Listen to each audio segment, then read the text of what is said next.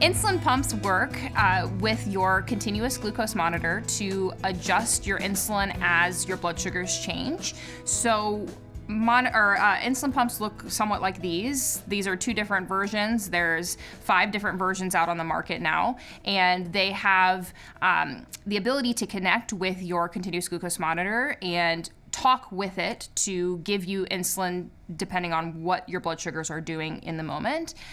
Most of them require you to enter your carbs into them whenever you're eating, and also allow you to correct your blood sugar if it's high, and it makes it just your life a little bit easier to use insulin. Most insulin pumps work with continuous glucose monitors, but most of them also have an option to wear without the use of a continuous glucose monitor or CGM, and that is so that you can run it in what's called manual mode. So it's just settings we place into the pump to allow you to adjust your insulin as needed, whereas the pumps that talk with the CGM adjust your insulin based off your blood sugars. All of our insulin pumps are 3-day wear, so you either have a infusion set that is worn on your body for 3 days, or a physical pump that's worn on your body for 3 days.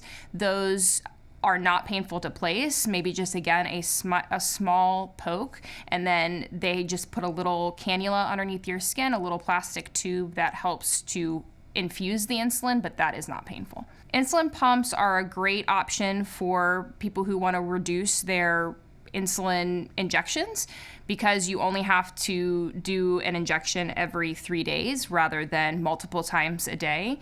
That's the biggest pro, but also because they talk with CGMs nowadays, that helps to do better with your insulin management and your blood sugar management, because the pump takes over some of that background adjustment of insulin that insulin shots just can't do.